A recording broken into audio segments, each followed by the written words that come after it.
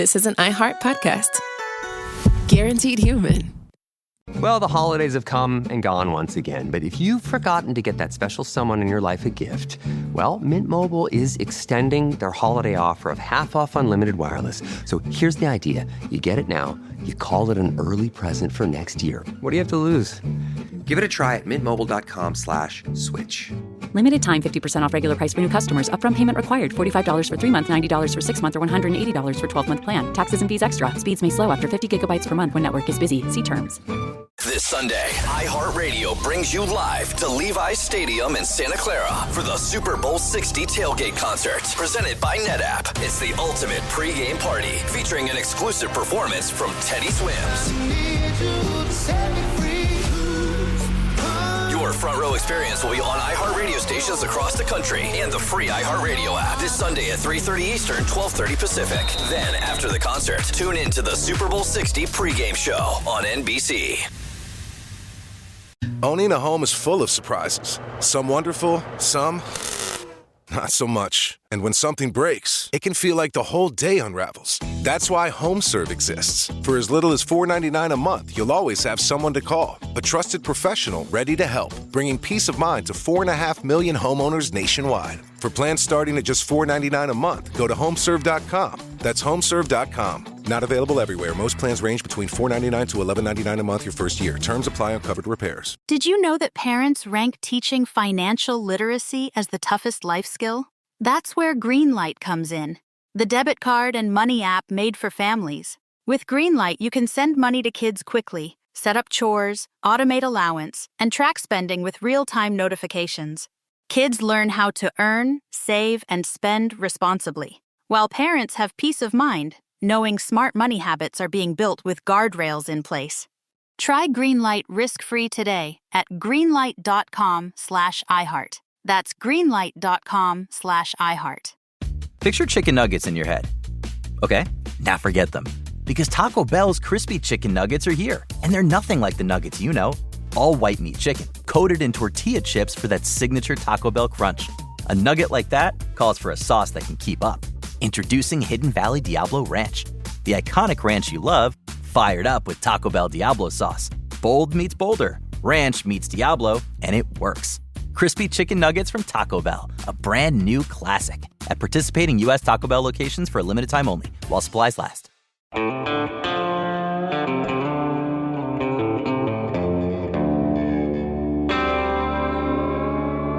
Body Bags with Joseph Scott Morgan.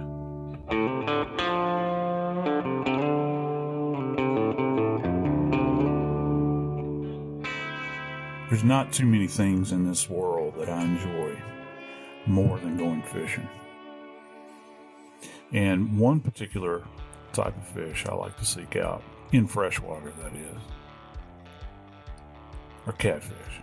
I love catfish, and you know, one of the hubs of catfishing in America is actually Oklahoma. You get up there in that red clay, those stained rivers, and they catch some of the biggest cats around. When you go fishing, sometimes you hook into things that you didn't expect to hook into. And sometimes you find things that'll just absolutely chill you to the core. Today, we're going to talk about 4 men who were all shot, dismembered, and their bodies were tossed into the Grand Fork River in Okmulgee, Oklahoma. I'm Joseph Scott Morgan, and this is Body Bags. My dear friend Jackie Howard is with me today. She's the executive producer of Crime Stories with Nancy Grace. Jackie, you like to fish? Would it surprise you for me to say yes, I do? I like to fish too. And you know, the thing about Oklahoma is that all those shows that you see on TV many times, some of these shows from back just a few years ago, have you seen these guys that go into the river and they go noodling? Oh, yes. No, not me. They dip their arms into the water and they wiggle their fingers around, and some big old cat will bite their hand and arm and they just pull it out. And to me, it's terrifying because being from Louisiana, I know what else is underneath there. And it's not alligators. They don't have alligators up in Oklahoma, I don't think. But they do have snapping turtles, and I'm terrified of them. You know, they say a snapping turtle won't turn loose of your finger until it thunders. So I'm terrified of that. Good reason to be. I'm absolutely terrifying. But I got to tell you, this case today on body bags is absolutely horrific. I was amazed when this came up in my news feed, and I began to kind of dig into it a little bit. This is another one of those cases, and I guess all of our cases are, Joe, that we just look at, and it's so hard to comprehend and understand. 4 friends, actually 2 brothers and 2 other friends, Billy Chastain, 30 years old, his brother, Mark Chastain, 32 years old, Mike Spikes, 32 years old, and Alex Stevens, 29. They left Billy's home on bicycles on the evening of Sunday, October 9th, and they were reported missing soon thereafter. They were not seen again. That's a very odd way to go missing, pedaling off on a bicycle. And then their bodies were recovered in a local river. And as you said, they had been shot and dismembered. Mode of transportation, off the bat, Joe, how do you follow a bicycle if you're trying to track these? Let's just say, start there. You're trying to track these guys. How do you track a bicycle? Look, you know, when I said that the case kind of shocked me when it popped up on my feed, and I began to kind of dig into it a little bit. One of the reasons is bicycles. I don't know that I've ever encountered a homicide like this, singular, much less a quadruple homicide. And that's what we're talking about here. How do you track them? And one interesting piece to this as well that the sheriff kind of let slip out up there in the news conference, and this is kind of wild too, they were actually pulling wagons behind the bicycles. And I'm thinking, why in the world would you be doing this? And these fellows were not out on like an afternoon ride, you know, like you see these guys wearing spandex and they're riding up and down the road and they're going for time and distance. And no. That's not what this is. These guys were using this as a mode of transportation to get to a specific location. And the sheriff has implied, at least, that their destination was to a location where they could get involved in some issue, where they were going to be involved in something that they shouldn't have been involved in. And to this moment in time, as far as this investigation is concerned, they still have yet to recover these bicycles. And I think that's going to be a big piece to this, because I have to imagine that whoever wound up bringing about these individuals' deaths and their subsequent dismemberment had something to do with those bikes. And I think that as an investigator, if you can find a location where they are deposited, it is going to give you an idea as to who was involved and at what point in time they were involved, because you're going to look for things like, you know, any kind of damage to the bikes, like were they broadsided by a car? Was any of the frame, tubular frame that they used, was it bent in any way? I think that those are going to be considerations as well. And when they do finally get their hands on those bikes, trust me, they're going to go over them from stem to stern to try to find any kind of trace evidence. Right now, I'm kind of interested in, as far as damage goes, I'm kind of interested in, is there any transfer of paint on them? Were they sideswiped by a car, knocked off the road? You get that paint transfer, and paint is specifically identifiable in a forensic lab. You can actually trace it back to the source from who manufactured the paint. I mean, it's actually a fascinating area of forensics in the trace evidence division of most crime labs. And so they can do that. And it's going to be interesting if they recover them. Can you trace a bicycle tire as you would an automobile tire? Yeah. I mean, they have, look, I mean, they are specific to specific types of rims and more broadly to specific types of bicycles. And, you know, the types of tires that are on bikes are particular to a particular framework. If you're, you know, mountain biking, or if it's a touring bicycle, or, you know, have you seen these bikes that people ride at the beach that have these gigantic tires on them? Cruisers. Yeah. Yeah. Cruisers. And they're very distinctive. When tires come on a vehicle, you go to a place that might sell a bicycle, or you go to a place that sells a car. The tires if it's a brand new car, the tires that individual vehicle come with are referred to as OE, which means original equipment. And the OE, the original equipment, is specific to a particular type of manufacturer. And when you have crime labs, they have reference material there.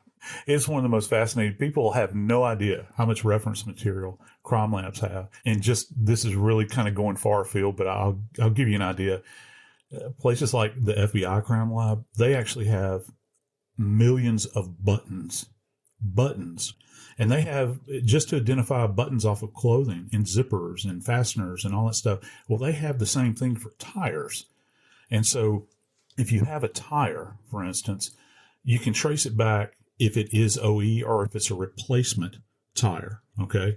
And so if these bicycles are found and say the equipment has been changed out at some point in time, maybe they blew out a tire or the tire became worn or something like that, you can actually go back and trace it to the replacement manufacturer and, who might distribute this particular tire in a location. And another thing with tires themselves, they leave behind a mark, okay, particularly on soft soil. We see this all the time relative to motor vehicles when we're assessing a crime scene. But tires are the same way, and they have specific wear patterns as well. And it's even more specific with bicycles because bicycles directly support the weight of an individual. Okay. And this is kind of fascinating because with cars, it has a major suspension system, shock absorbers, all that stuff. So the weight of an individual is not going to impact a motor vehicle, a four-wheel motor vehicle, as much as it will, say, for instance, a bicycle tire. So if you're riding a bicycle and you're larger, there will be a distinct heavy impression that's left behind. So if you get off of this road and you're riding on a dirt surface, maybe the tire tracks just suddenly end. Well, suddenly, if you find that bike, you can marry it up to that track in particular. And that could be a piece of evidence here because we don't know where these bikes wound up. But what if the perpetrator went back after maybe, for instance, he did grievous harm to these individuals and killed them, and then rode each bike down a hill into a place where he deposited them? Well, those tracks will be specific to that bicycle and also the weight of the individual that was riding it. And it's just one of those little nuanced areas that we look at in investigations. What about the distance traveled in the search? Because obviously you're not going to have near the mileage covered with a bicycle that you're going to have with a car.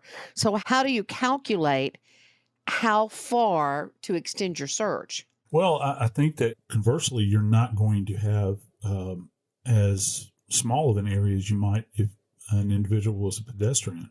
So you're going to kind of split the difference. You have to think you got four friends riding along on bicycles, and boy, would they stand out. I just had that thought that came to me, boy, would they stand out if they're pulling wagons behind a bicycle. I've seen wagons behind bicycles. I've got grandkids. We go to the beach and we take bikes, and you can get the little attachments that go on the back. And yeah, there are actual wagons, two-wheeled wagons that you can pull behind a bike. Maybe they're homemade. They're really going to stand out. And, certainly you would be able to go a greater distance if you're not pulling the load as opposed to coming back if you filled up these wagons. And I think a lot of it has to do with the physical condition that the individuals were in at that particular time, the road and weather conditions. How hot was it? Oklahoma can get pretty hot, even into, that time of year when you're getting into the end of September, early October.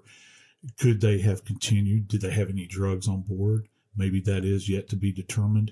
So all of those factors are going to play into this. And also, how serviceable were these bicycles that they were on? Or was there sufficient inflation in the tires? Because that's a big deal with a bicycle. Were they mechanically sound? How far could you go on this thing? I don't know.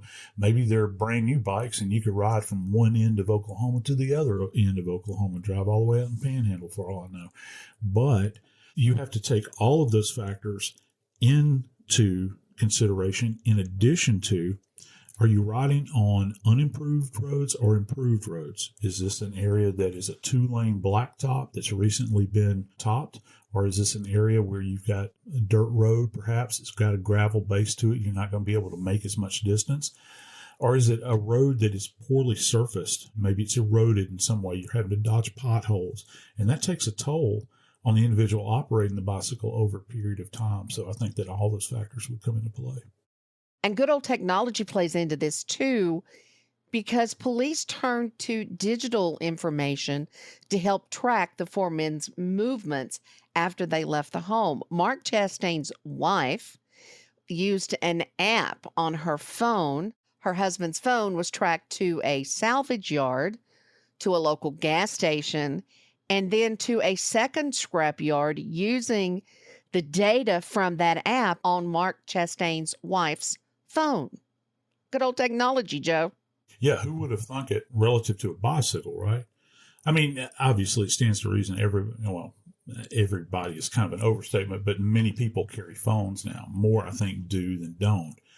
And so you've got, this modern technology of a phone that is essentially having an impact here relative to somebody riding a bicycle, a non-motorized vehicle going down the road. And yeah, they can track them with this. And, another thing is really crucial here, because with this mechanism, per these phones that they're tracking, one of the things that you get back is a time signature. And so dependent upon the time of day, and dependent upon the individuals that may, say, for instance, travel up and down that road, say couriers or people that are delivery people or whatever the case might be, they have certain timetables that they stick to.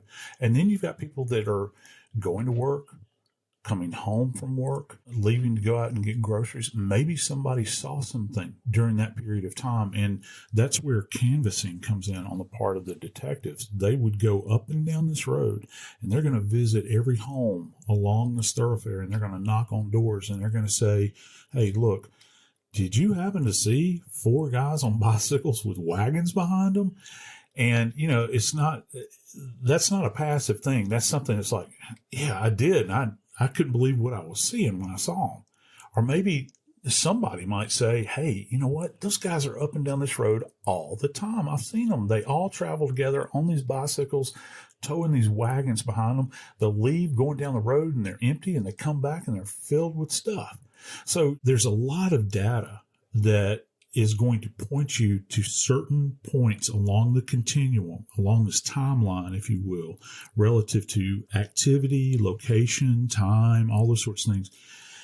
And I got to tell you, Jackie, one of the things that really stands out to me is that according to the police, apparently, that second scrapyard that you mentioned, Jackie, that's going to be key, because that is where the phone was actually turned off. And I don't know. The sheriff actually said in a property just adjacent to that scrapyard where that phone went dead or went silent, he thinks that a violent act occurred, and that's the only thing he's saying about it.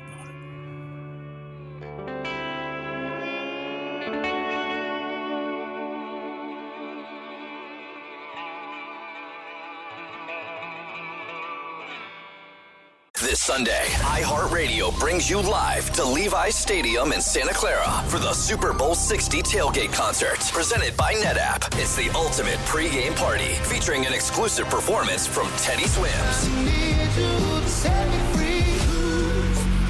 Your front row experience will be on iHeartRadio stations across the country and the free iHeartRadio app this Sunday at 3:30 Eastern, 12:30 Pacific. Then, after the concert, tune in to the Super Bowl 60 pregame show on NBC.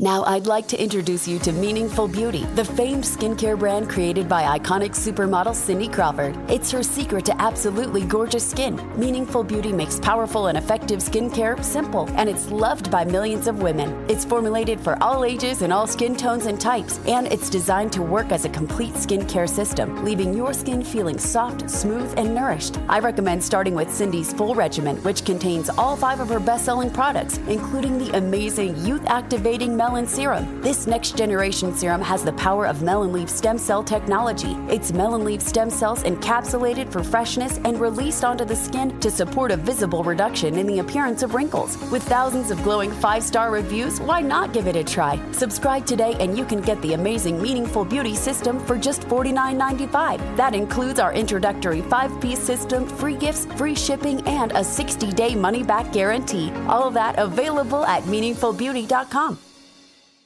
Well, the holidays have come and gone once again, but if you've forgotten to get that special someone in your life a gift, well, Mint Mobile is extending their holiday offer of half off unlimited wireless. So here's the idea. You get it now, you call it an early present for next year. What do you have to lose? Give it a try at mintmobile.com/switch. Limited time 50% off regular price for new customers. Upfront payment required. $45 for 3 months, $90 for 6 months, or $180 for 12-month plan. Taxes and fees extra. Speeds may slow after 50 gigabytes per month when network is busy. See terms. Are you a fraud-paying American? It's a fact that 1 in 4 honest, hard-working, tax-paying Americans has been a victim of identity theft. With LifeLock Identity Theft Protection, though, if your identity is stolen, they fix it, guaranteed, and get you your money back. Last year, the IRS flagged over $16 billion in refunds for identity fraud. That's billions of dollars that could come from your salary, overtime, or second job. But this year, you don't need to stay a victim. LifeLock monitors millions of data points per second for your personal information and alerts you to threats you could easily miss on your own.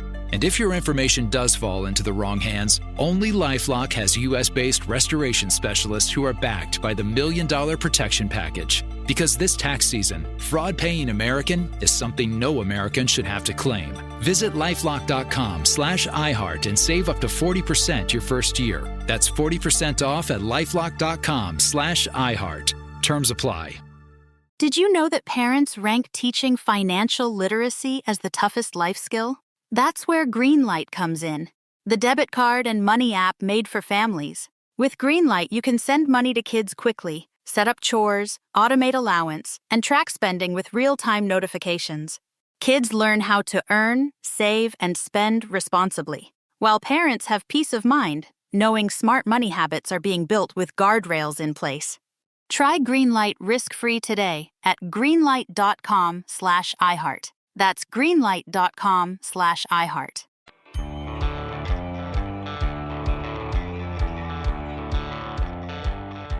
A muddy river. Why in the world would you go to all of the trouble of shooting 4 grown men, taking their bodies apart, and then going to a river and tossing them in there? I think that that's a head scratcher for me, because we know, just as I said earlier, that people go fishing in rivers. People visit rivers all of the time. Why a river? Why not some out-of-the-way place to bury? Why not burn?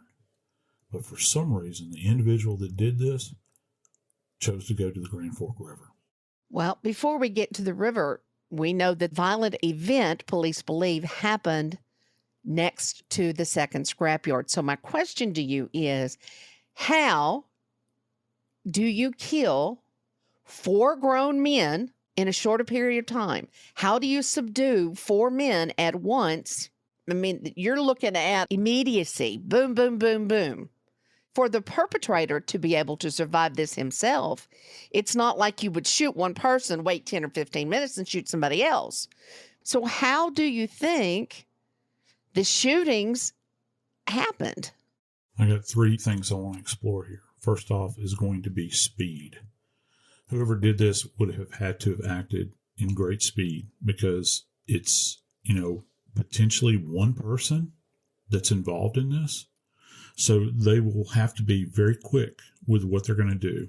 And that speed is going to involve a weapon that is probably going to have a high capacity. Along with the speed, you're going to have a number of bullets. You'll have to have potentially a lot of ammunition in the magazine. Secondly is going to be accuracy. You got 4 guys. After you drop the first guy, unless they're subdued in some way that we're not aware of yet, where they're tied, for instance, and they are immobile. Maybe they're laying on the ground. Maybe he has initially subdued them in some way. Maybe he shot them in a way that didn't bring about their lives immediately, but he tied them up, put them on the ground. You're going to have to be accurate with the weapon and skilled. Accuracy goes to skill in this particular case. So you would have to be skilled and familiar with the weapon that you're using. And I think third, you're going to have a weapon, unless you are pinpoint accurate. You're going to have a weapon that potentially has a high muzzle velocity, something that's very powerful when you take them down. Because You can bring a smaller caliber weapon to bear, say like a .22 rifle, but just because you hit somebody with a .22 rifle doesn't mean that you're going to take them down. So I'm thinking maybe, I have no idea, but maybe something like a military platform type weapon that has potentially a high capacity magazine, or another type of weapon platform that might be involved in this. It could in fact be something like a shotgun, okay, that's got, say, loaded with buckshot, where you're going to be able to maybe take out 2 people at one time.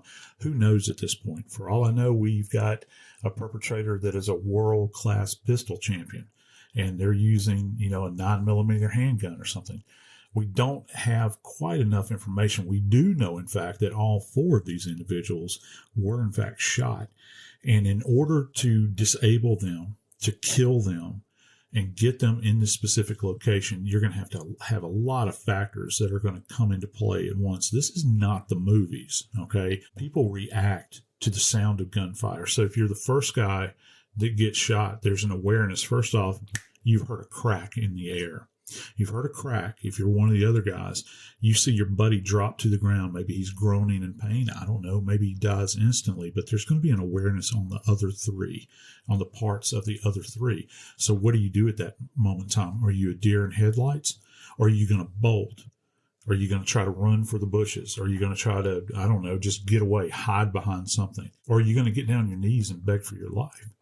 It's hard to know what that dynamic was at that particular time, or were they just in a position where they couldn't extricate themselves from it? They were just in a position where they were going to be shot and they were going to be killed right there in that location because, like I said, they had been restrained in some way. So we'll know a bit more as this begins to develop and as time goes by. But I find one of the things I find very interesting about what the sheriff said, Jackie, is that this is an area where a violent act took place. And I think more than likely it's very important that we kind of try to define, well, what does a violent act mean? It would mean to me, not just the shooting, but where the dismemberment took place. At first blush, I'm thinking the same thing. And, what is... I think, I don't want to wax too philosophical here, but what is violence? How do you define violence, and what does that mean in this context? Because if you say in an outdoor open area, and I'm assuming that that's what this is, I think probably the first thing that everybody's mind runs to, and I can almost bet you dollars to donuts right now, is the first thing you think about is an area involving a lot of blood. A lot of blood that's going to be out there at that specific area. And maybe the ground was super saturated. Maybe it was on the surface of plastic and the person didn't get rid of the plastic. Maybe it's on leaves that have fallen and you see contact traces of blood all over the place. Maybe the ground where this event took place, the dirt itself, maybe it's a sandy soil out there. You can actually walk over and see evidence of it. I've worked cases where there was no longer a body, but there was a huge area of blood in that area. And one of the things that I saw very commonly that people might not think about, I think the general public always associates the development of maggots and fly activity and that sort of thing taking place on bodies. But did you know that in the absence of a body, but with the presence of blood, you can have maggot activity in that area as well? I've walked out to areas where people had been killed and then removed, and there would be pools of what was blood, and of course it was turning at that point in time, and it would just be writhing with maggots, and you'd have flies buzzing all around, and flies will develop in those areas, particularly if it's in direct sunlight. You'll have ants that are in that area. You'll have all manner of insect life in that area because what are they seeking out? Well, they're seeking out the protein that's contained in that blood. So you'll have this kind of larval development that's going on there, even in the absence of blood. And the reason I'm emphasizing this, and I think that this is kind of interesting, is that how did the police know that this was an area where a violent event took place? Because we kind of mentioned this early on that the bodies were found in the river. So what's going to draw them to that specific location? Was it just the sight of blood, or was it the fact that you had larval development in there, and you step over that area, and the next thing you know, and this is very common as well, and I've had this happen, you'll have flies that are actually, indwelling bodies, arresting on bodies, and once you show up, they begin to light on you as well. They're coming off of those bodies or off of that body and lighting on your person as an investigator. I don't think many people really realize that, and you'll have them crawling all over you.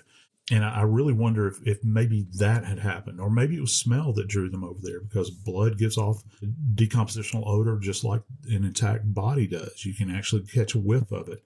I wonder if they were drawn there by smell, but something drew them there to where they recognized that something horrible had happened in that specific location. If this is indeed the location where the dismemberment took place, you have the possibility of commingling of blood. Walk me through the steps in a lab, in an autopsy, to be able to distinguish how many blood types or blood sources that you have. Yeah, this is a nightmare, to say the very least. Early on as an investigator, you learn that you just don't work on the assumption that something is what you think it is as a result of what you've observed with the naked eye. You cannot work on that assumption. And so just because you see a red dried spot or red wet spot on a surface, you can think in your mind that, yeah, that's blood. But would I write that in a report without confirming it? No way. No way. You never do that. So you have to be able to take blood samples from this location. They would have taken it, and this is assuming that there is blood there. You're going to take blood samples from multiple, let's say we have a huge pool of blood. I love the fact that you use the term commingle, Jackie. That's fantastic, because that's what's going to happen. Blood is very viscous, but it is a liquid. And so if you've got bodies that are layered on top of one another, you will have a commingling of blood, particularly if you've got gunshot wounds where you've got seepage that's going on. And then on top of that, you may have had this dismemberment activity that was going on there, and you're going to generate a volume of blood associated with that. So when this blood is essentially collected from the scene, and it would be collected in a variety of different locations, multiple samples from all over this area, it will be taken out and it will be typed. Now, the type, when you begin to type this blood, well, first off, you have to confirm that it's blood, and there's a variety of tests that we go through to do that. Once this unknown substance that you suspect is blood is brought back to the lab and examined at that point in time, you're going to conduct a test at the lab to confirm that it is in fact blood, and then it's at that point in time that once you've made that determination, you're going to be able to begin the process of typing the blood. And there's major groups that we look for. We look for O, we look for B, we look for A, we look for AB. And so you can potentially have those groups. And if you have, say, for instance, 2 O's, you're going to try to determine whether or not it's O positive or O negative. Okay. And you'll have this commingling that's going on. And the trick is to try to separate, all of these samples and see if there is, I think nowadays as well, one of the things you have to factor in here is there recoverable DNA out of that blood, because the DNA sample that you're going to get out of that blood is going to be far more specific than just, say, for instance, a blood type. Dr. Carl Landsteiner, first identified how to type blood, back in the 1800s. It's nothing new. It's something we've been doing for a long time. It's just that it's taken a while for it to kind of develop to the point now where, the blood is essentially a medium for us to get to the DNA. And that's where the real tale is going to be told. The process itself is very, very complicated in order to separate it out to this specific point. And they will in fact do blood typing tests that are very specific and react to particular types of blood. So you will get a specific indicator in this test that it is in fact A pos, A neg, O pos, O neg. The trick is to go back, and since you have known victims now that you've recovered their bodies, you have to try to understand who these individuals are. If you know who they are and you already know from an antemortem before death standpoint who they are. Maybe the family or maybe the hospital will know what their blood type is. And at that point in time, once it's separated out and once you identify the individual types, it's at that point that you can then tie it back to the individual bodies, and hopefully you can retrieve DNA from it. Not all blood types are interchangeable. You know this from trying to give blood. There is a universal donor, but if you were an A, you can't give blood to somebody who's not. So when you retrieve a sample from the ground, from a body, from anywhere, and it is two different blood types, what does that look like on a slide, or how you look at them? Does it separate? Does it blend?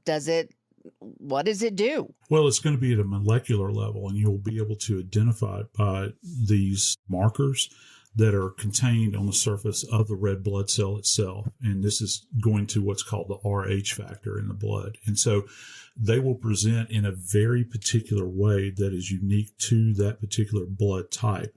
And that's the way you can identify them in testing in the laboratory. So to kind of pull them apart. And one of the problems with commingling of blood is that the blood itself begins to literally separate as it goes through the process of decomposition. So you'll have the blood cells begin to separate away, the RBCs, red blood cells, they begin to separate away from the serum. And you'll see this kind of migration that takes place. You can see it really well on a floor, like on a solid, smooth floor surface. You'll see the serum that when it separates out, it's got kind of a yellow color to it. And there's a time factor that's associated with that. And a lot of people have opined that potentially when you have exposed blood on surfaces like this, that this is a way to determine postmortem interval, but they haven't been able to kind of lock that down to the point where they can use that as a mechanism for that purpose. But once those blood cells are separated out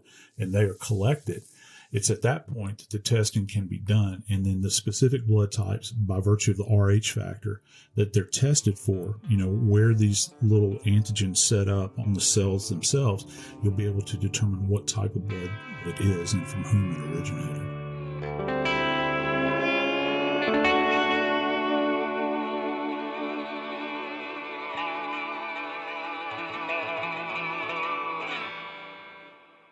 This Sunday, iHeartRadio brings you live to Levi's Stadium in Santa Clara for the Super Bowl 60 tailgate concert, presented by NetApp. It's the ultimate pregame party, featuring an exclusive performance from Teddy Swims. Your front row experience will be on iHeartRadio stations across the country and the free iHeartRadio app this Sunday at 3:30 Eastern, 12:30 Pacific. Then, after the concert, tune in to the Super Bowl 60 pregame show on NBC. Hi, I'm Cindy Crawford, and I'm the founder of Meaningful Beauty. When Dr. Sabah and I decided to do a skincare line together, he said to me, we are going to give women meaningful beauty. And I said, that's exactly right. We want to give women meaningful beauty, which means each and every product is meaningful. It has a reason to exist. It's efficacious. You're going to get results. And then you just go out and live your life. Meaningful Beauty. Confidence is beautiful. Learn more at meaningfulbeauty.com.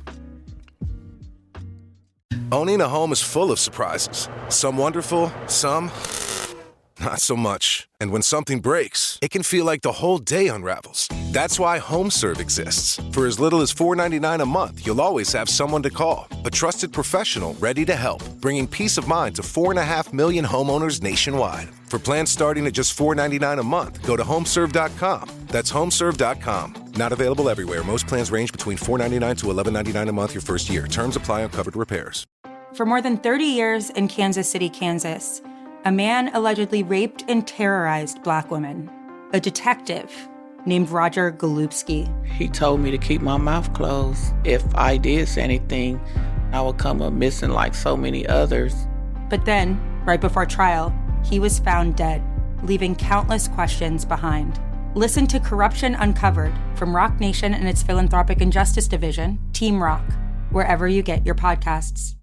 Support for the show comes from Public, the investing platform for those who take it seriously. On Public, you can build a multi-asset portfolio of stocks, bonds, options, crypto, and now generated assets, which allow you to turn any idea into an investable index with AI. It all starts with your prompt. From renewable energy companies with high free cash flow to semiconductor suppliers growing revenue over 20% year over year, you can literally type any prompt and put the AI to work. It screens thousands of stocks, builds a one-of-a-kind index, and lets you backtest it against the S&P 500. Then you can invest in a few clicks. Generated assets are like ETFs with infinite possibilities, completely customizable and based on your thesis, not someone else's. Go to public.com/podcast and earn an uncapped 1% bonus when you transfer your portfolio. That's public.com/podcast. Paid for by Public Investing. Brokerage services by Open to the Public Investing Inc. Member FINRA and SIPC. Advisory services by Public Advisors LLC, SEC registered advisor. Generated assets is an interactive analysis tool. Output is for informational purposes only and is not an investment recommendation or advice. Complete disclosures available at public.com/disclosures.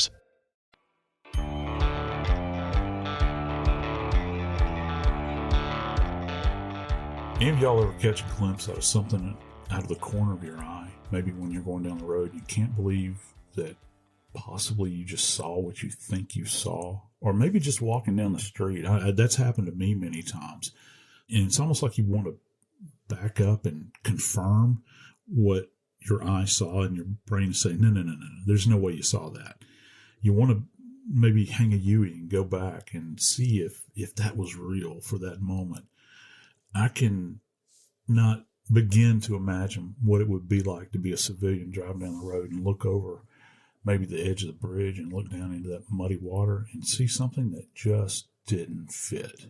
And that's pretty much what happened. The bodies were discovered after someone called police saying they saw something, but were not sure what they saw, and they needed police to go check it out. And that's how it was discovered that these bodies were dismembered. Paint a picture for me of what that could have possibly been, Joe. It's not been released yet. But, I mean, are we looking at, what, a bone sticking up at this point? I mean, would whatever the person saw have been skeletonized by this point? Not in this shorter period of time. Maybe what they had seen may have been a bloated torso when they looked over there, because one of the things that happens during the process of decomposition, and, you know, you hear people talk about bodies being swollen. Well, that's true. And they're swollen because there is a process that's called autolysis that's going on in the body. And it's at a cellular level. And essentially the body begins to, lack of a better terminology, the body is beginning to digest itself. Well, what's the product of digestion? Well, one of the products is gas. And so bodies begin to swell. And when they swell, they float. And you look down, and I can only imagine through my own mind's eye, you're looking into this watery area down there, and you see this kind of round, bulbous thing sticking up out of the water. And I've come across bodies like this before. And you look down, and you see this odd shape in the water. And maybe to this person, it looked like a body. They didn't know, but I do know this. They went and contacted the authorities and said, look, y'all got to get down here and check this out, because it's not just one thing I'm seeing. I'm seeing several items down here. The question is, I think, what was the depth of the water of where these remains were found? Is it shallow so that maybe part of the remain was touching the bottom and then kind of sticking up? And here's another interesting kind of proposition. This is on a river, and I wonder, the Grand Fork is like a branch of the Canadian River, and the Canadian River is a pretty sizable river in that part of the country. And I wonder if there is a dam upstream, and they had closed the dam off, perhaps, and the water level had dropped to, and that's something you can't really kind of plan on. And by virtue of the fact that they saw these items from a position of height, looking down on it. Remember, they're in a car when they see it. Maybe if the perpetrator just simply went to the bridge and tossed these items over and decided to be done with it, as opposed to, say, for instance, going out into the water even further and depositing those items out there, maybe you wouldn't have seen them as readily, but maybe it was a matter of convenience. And that can be a clue for you if you're an investigator in a case like this, because if you're in a car,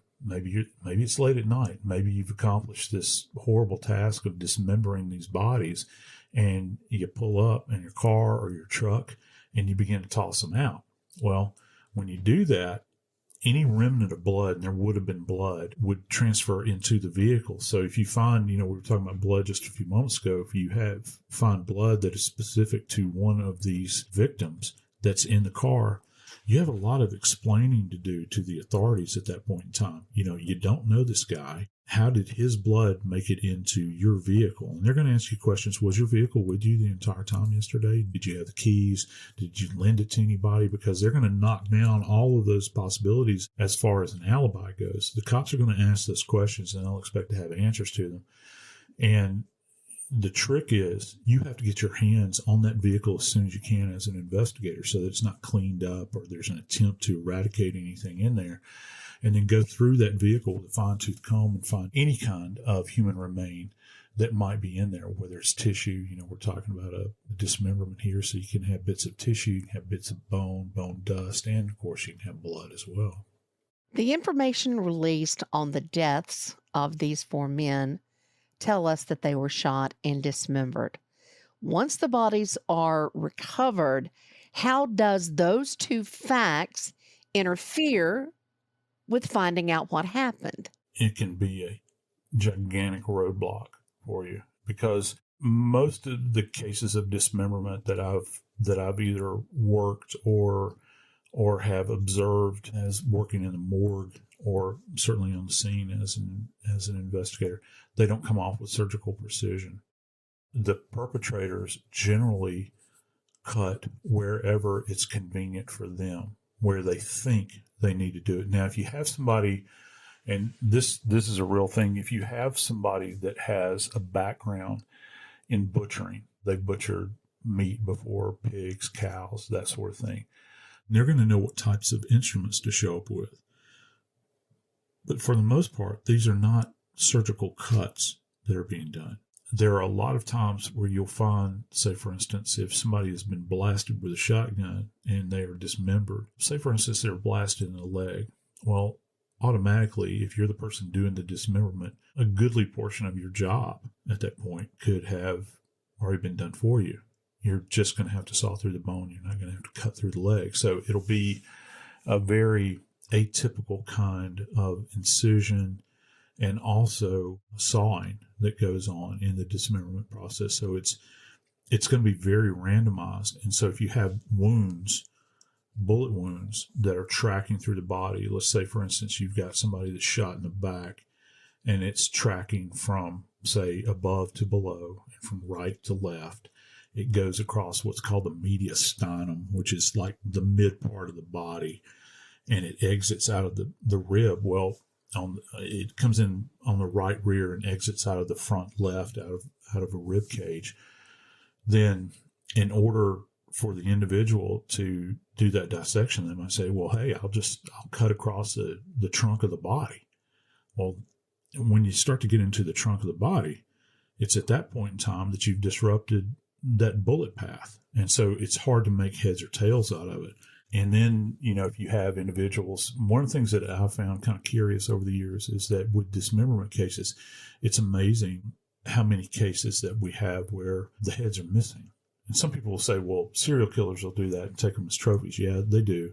But if you have heads that have been taken off of bodies, sometimes individuals, the heads will be separated in the sense that they're dismembered or removed from the rest of the body, but they'll also get separated in disposal. So if you've got a subject that has been shot in the head, you might not be able to account for that gunshot wound that they have.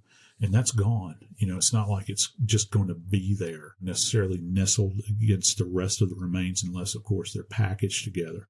That harkens back to any number of cases that are out there where heads were missing off of some pretty infamous cases. So you're not going to have everything in total. And of course, that's going to create also another problem. How in the world do you get all of these parts back together again? When it comes to retrieving the body parts, how is it done? Each part is transported to the morgue or the coroner's office, wherever the autopsy is going to be done, or the body is going to be stored. But I'm confused. If you want a body part to not sweat and stay pristine, as we've talked before about bagging hands, you use paper. But body bags are plastic or rubber. What's the difference? Wow. You just made a point, Jackie, that not many people pick up on. We do talk about using paper as opposed to plastic.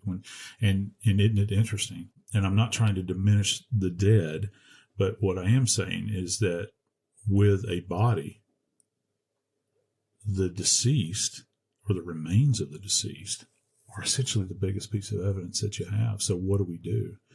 Well, practice has always been that you look for those points of contact that are the higher probability you're going to harvest evidence from. So that's why we bag the hands specifically. I've bagged heads before that are attached to the bodies.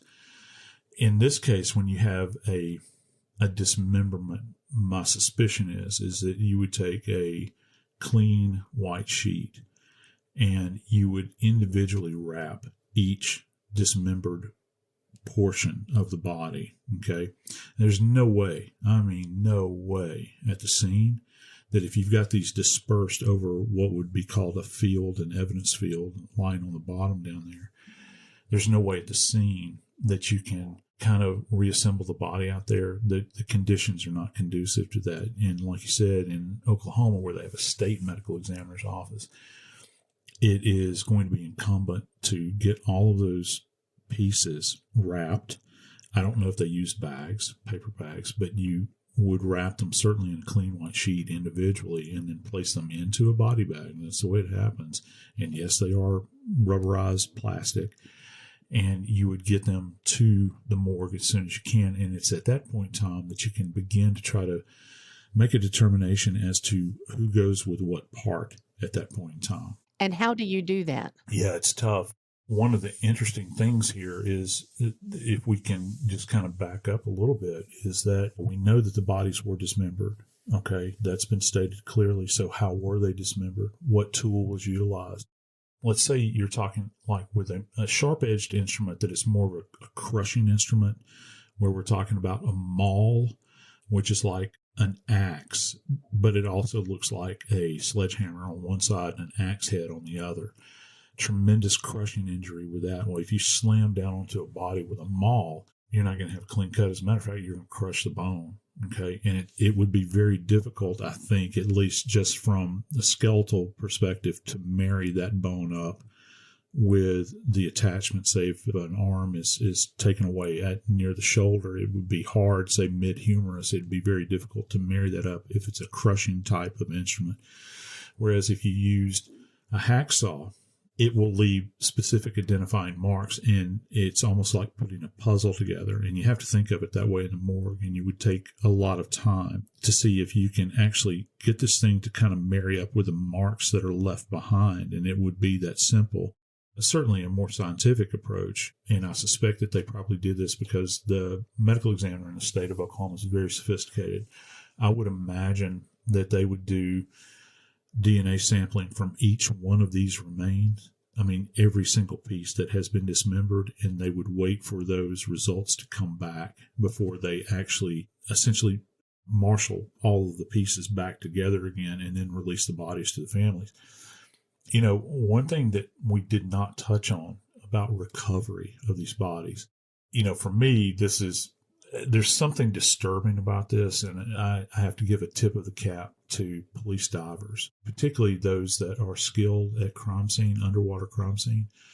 When you're in a river like Grand Fork up there in Oklahoma, that river, if you go into that river, I would suspect that if you held your hand up in front of your face, you would not be able to see it 6 inches out. It's that muddy most of the time. And these remains are kind of floating about. Maybe someone resting on the bottom. So guess what the divers have to do? This is a feel event where they go in there and they are going to actually feel along the bottom. And maybe they're submerged and they're kind of crawling along the bottom and touching all of these spaces. And they literally have to do it with a certain amount of precision, just like we do at a crime scene. But can you imagine working a crime scene blind? Because that's what they're doing. they have to document each one of these dismembered remains where they rest. And I've seen them where they'll take in really deep water, what they'll do is they will attach these little flags that have little buoys on them that float on the surface, and they'll attach them to the bottom, and you'll see these flags all kind of floating out there in the water, and they'll snap a picture of that. And it gives you an idea of the kind of the disbursement pattern that's going on. And then, of course, they're skilled at underwater photography, but how are you going to accomplish that task when you can't see your hand in front of your face? So, this is in fact a crime scene, and you have to document it. You have to document it carefully and try to determine where each one of these pieces rest out there. And once they're collected, of course, you go through the process that we talked about of getting these remains back to the state medical examiner's office so they can begin the process of putting them together and ultimately trying to determine what happened and when it happened. As it stands right now, a person of interest is being questioned, but he is not considered a suspect as yet. And that man is Joe Kennedy. Again, he is a person of interest. He has not been named a suspect. I'm Joseph Scott Morgan, and this is Body Bags.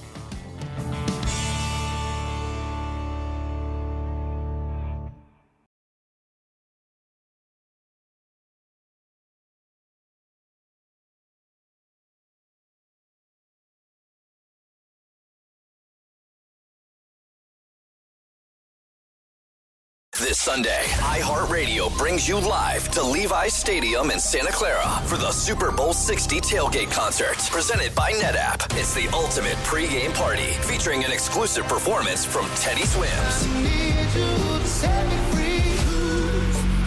Your front row experience will be on iHeartRadio stations across the country and the free iHeartRadio app this Sunday at 3:30 Eastern, 12:30 Pacific. Then, after the concert, tune in to the Super Bowl 60 pregame show on NBC. Are you a fraud-paying American? 1 in 4 tax-paying Americans has been a victim of identity fraud. With LifeLock, if your identity is stolen, they fix it, guaranteed, or your money back. Last year, billions in refunds were stolen. Could be from your salary, overtime, or second job. Gone. But this year, you don't need to stay a victim, because this tax season, fraud-paying American is something no American should have to claim. Save up to 40% your first year. Visit lifelock.com/iHeart. Terms apply. For more than 30 years in Kansas City, Kansas, a man allegedly raped and terrorized Black women. A detective named Roger Golubski. He told me to keep my mouth closed. If I did say anything, I would come up missing like so many others. But then, right before trial, he was found dead, leaving countless questions behind. Listen to Corruption Uncovered from Rock Nation and its Philanthropic and Justice Division, Team Rock, wherever you get your podcasts. At CVS, it matters that we're not just in your community, but that we're part of it. It matters that we're here for you when you need us, day or night. And we want everyone to feel welcomed and rewarded. It matters that CVS is here to fill your prescriptions and here to fill your craving for a tasty and, healthy snack. At CVS, we're proud to serve your community because we believe where you get your medicine matters. So visit us at cvs.com or just come by our store. We can't wait to meet you. Store hours vary by location. You ever wonder how far an EV can take you on one charge? Well, most people drive about 40 miles a day, which means you can do all daily stuff no problem. Go to work, grab the kids at school, get the groceries, and still have enough charge to visit your in-laws in the next county. But they don't need to know that. And the best part, you won't have to buy gas at all. The way forward is electric. Explore EVs that fit your life at electricforall.org. This is an iHeart podcast. Guaranteed human.